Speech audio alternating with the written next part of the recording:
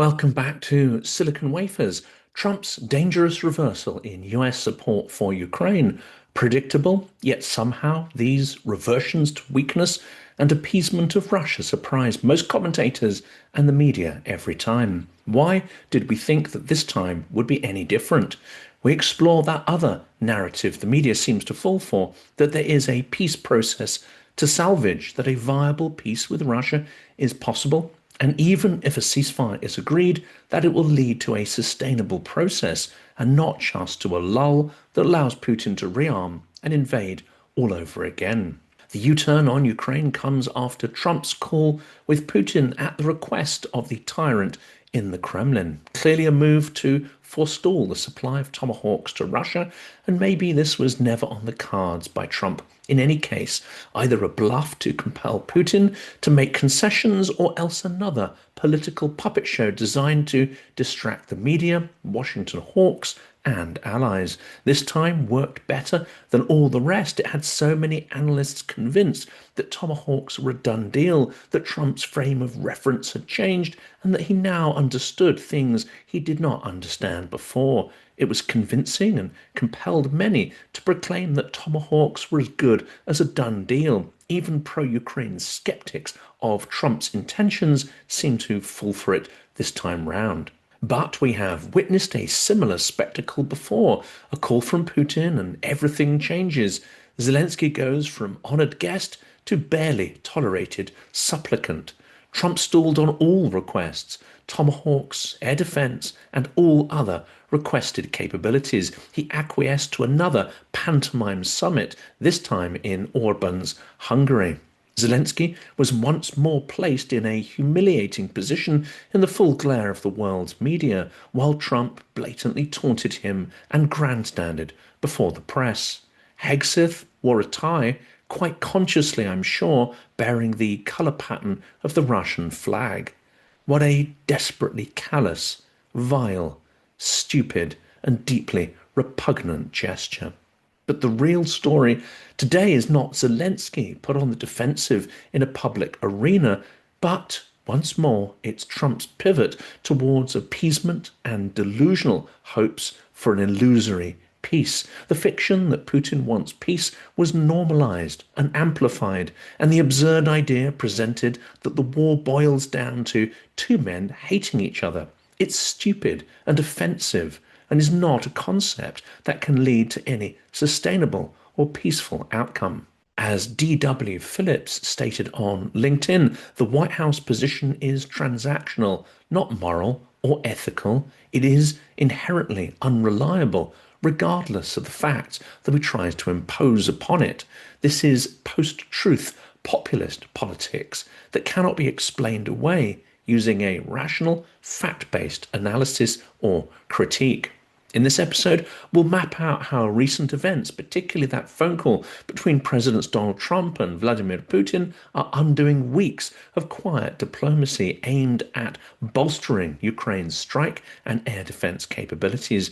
We'll dig into why the media and even decision makers still treat Putin as a rational peace partner, despite a sustained campaign of war talk, cyber sabotage, real sabotage, and hybrid attacks across Europe. And we'll compare that to the appeasement of the 1930s, ask what democracies must learn, and explore the stakes for the rules-based order. That is, an international order created by the US, but which it is rapidly ceasing to be a reliable participant in. Well, let's look at Trump's U-turn on Ukraine's capabilities. At the center of today's story, a significant reversal by the White House. Until recently, US support for Ukraine was heading into more robust territory. Long-range strike weapons, improved air defense systems, advanced munitions. Then two key events intervened: a sudden phone call between Trump and Putin, and a subsequent softening of the US commitment and announcement that long-range support may not be delivered after all. On October 17th, 2025, The Guardian reported during a White House meeting with Ukrainian President Volodymyr Zelensky, US President Donald Trump expressed hesitancy about supplying Ukraine with Tomahawk cruise missiles. This marks the latest instance of Trump's shifting stance on Ukraine aid, often influenced by Putin or subsequently by European partners.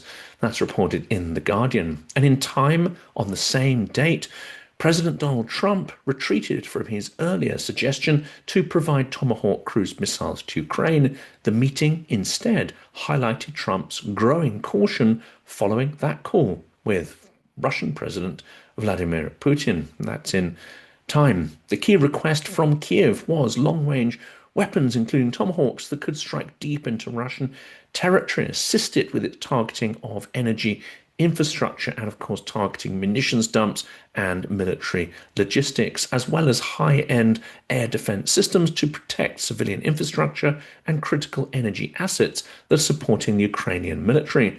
So what changed? According to Newsweek, then Trump spoke to Putin on Thursday and threw all of that into question. ISW analyst George Barros added Putin doesn't want President Trump to lean into the strategy of trying to compel Russia to the negotiating table by imposing battlefield costs. That's in Newsweek. But hawkish, or what I'd call realistic, commentators say that this is the only way to wring any concessions out of Russia, hit it hard and enable allies to do the same, or convince it the war is lost and that the best result that Russia can achieve is a stalemate. I don't think Putin is convinced of that, and I don't think he's convinced that Trump will enable that situation to arise. The illusion of Putin seeking peace and the media's role in sustaining that illusion. Why do so many still fall for the narrative that Putin might want peace? And why the media, even well-meaning outlets, help carry that illusion? In the AP news story of October 17th, Trump is quoted as saying both Ukraine and Russia should stop where they are and let history decide their victory. That's reported in the New York Post.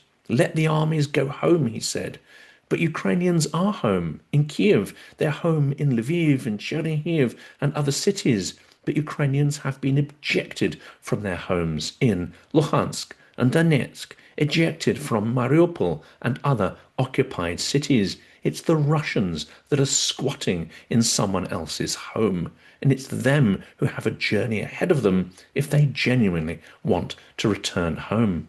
And here's the real disconnect that undermines Trump's narrative and the normalization we see in the media. Russia bombs cities, it grabs territory, it wages hybrid attacks, it spews genocidal hate on its state TV, then offers to talk about peace. And we report the hollow word peace without providing the context, which is war. The media often presents the story as if the Ukrainian side or Western side might yet sit down for genuine resolutions and discussions with the aggressor, glossing over the logic of Russia's war aims, which is territorial conquest, subjugation, decoupling Ukraine from the West entirely. And in the context of the word peace, that is repeated until it loses any meaning. Russian strikes on Ukrainian energy infrastructure reported just hours before the call, and I expect they'll be going on through the night following that call. On CBS News, they reported that the massive overnight strike exposes Moscow's real attitude towards peace. Well, that is a quote from Ukrainian ambassador Olga Stefanishnya said in a statement. Why does this matter? Because framing the war as we just need one big negotiation to push forward with peace gives Putin exactly what he wants: time to delay, time to rearm, to refine hybrid operations, to fracture the alliance, to weaken the determination of democratic states. We need to look back at 1930s appeasement. Democratic states hoped that fascist powers would moderate their appetites if they were given guarantees, if they were bought off with tracts of other people's land.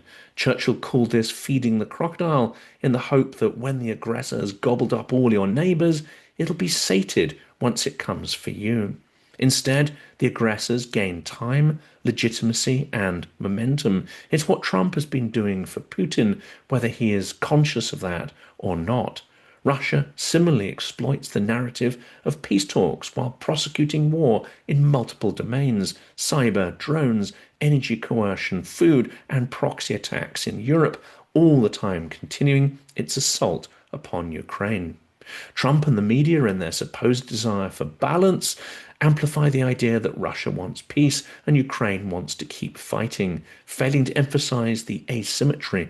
One side invaded, the other side defends. One side demands total capitulation, and the other only wants to live and to be left alone, to make its own decisions. But the way it's sometimes reported and the inferences by Trump and his regime mouthpieces make it appear like both sides are equal morally, politically, and in terms of their grievances, or that it's possible to bargain in the same spirit. Trump approaches this issue with no consistency, no moral framework, no understanding of deterrence or sense of strategic advantage and how to gain it, and seemingly with no memory of what has happened over and over again since January this year: Putin's games, manipulations, and deceptions.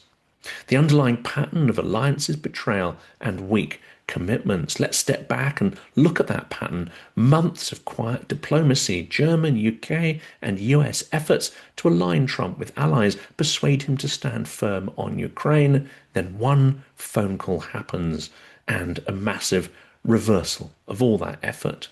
Reuters noted, reporting on October 12th, President Donald Trump stated that he might approve delivering Tomahawk long-range missiles to Ukraine through NATO if Russia continues its aggression. But just days later, The Guardian reports that this is completely reversed. Ukraine war briefing: Moscow voices extreme concern at Trump threat to send Tomahawk missiles to Kiev, and yet once the call with Putin had happened, the tone on the American side changed dramatically. One Ukrainian lawmaker is quoted in Newsweek as saying, maybe Trump is playing some sort of sophisticated diplomatic game, but on the surface it's not clear, to put it mildly. Well, I can reassure him that this is not a sophisticated diplomatic game. It is what it appears to be: craven appeasement. If the US pivot changes in weeks and days, hours sometimes, what message does that send to Kiev, to NATO, to Beijing, to Moscow, to allies and adversaries alike? Well, the answer is that alliances are conditional and that aggressors can wait for cracks and divisions to emerge. In fact, they can engineer those cracks and divisions with ease and on demand. Well, let's conclude the episode. The stakes for democracy, open societies, and the long-term trend for the rules-based order are negative, I would say. If we let Ukraine war become a negotiation game with an unrepentant aggressor, we risk normalizing compromise with conquest and with conquerors. In the 1930s, the failure to stand firm early enabled a global conflagration. Today, emerging powers like China are watching as Putin advances. Support for Ukraine is not just about Ukraine. It is about deterrence to aggression, defense credibility of Europe, and the preservation of the rules-based order. We are looking at nothing less than the future map of Europe shifting towards autocracy, driven by Russia, that sees itself as a global leader and propagator of autocracy and its so-called values. Well, more like business model. Here's a conclusion of sorts, because this story is still evolving. Trump's pivot should have been expected, but we failed to map the patterns of past behavior that make these kind of reversals of position and policy not only likely, but inevitable. We underestimate every time Russia's capacity for manipulation and the fact that its massive lies and deceptions still seem to work with populist post-truth politicians. Not only do we fall for the illusory narrative that Putin wants peace, but that this is a realistic outcome of the processes that are unfolding, that the summit is a path to peace. It's not. Not only is peace not a possible outcome, especially if the summit is to take place in the domain of Orban, Putin's agent of chaos and division in Europe, it's that peace is not real peace. We'll pick this up in the next episode, but if the guns do fall silent in Ukraine, the positions entrench, this allows Putin to turn his forces, his substantial forces, and all that he's learned about drone warfare, etc., towards European objectives. Before we move on to the next question, I'd like to make a personal recommendation that I know you will appreciate. You may have seen my interview last week with the producer of the film series Kiev of Mine, Ronnie Apteker. Well, I've partnered with them to help raise awareness of what I believe is an important series of films made for a Western audience to help break through absurd stereotypes about Ukraine, some of which, of course, are amplified by Russian propaganda. You can watch these films for free now. Details in a second. Kiev of Mine is a documentary series about Ukraine's extraordinary capital, which I had the privilege to visit for the first time in January this year. The film production began in 2018, and of course, much has changed since then. It's now 2025, and the story is far from over. Kiev of Mine is a fast-paced, beautifully filmed, humorous, fun, insightful, heartbreaking, moving, and hopeful work, the very antithesis, in fact, of a doom-laden and worthy wartime documentary. This is a work that is extraordinarily uplifting. My friend, operator Starsky, says the film is made with so much love. The film series will make you laugh and cry.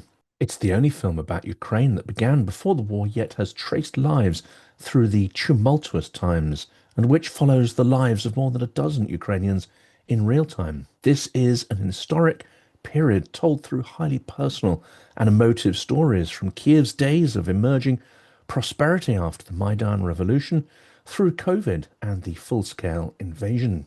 This film is a breath of fresh air. Ukraine deserves a better conversation in the world, one that isn't centered around war, says Julian Ellis, filmmaker on Kiev of Mine. It's hard not to argue with that, and the filmmakers have fully delivered on this promise.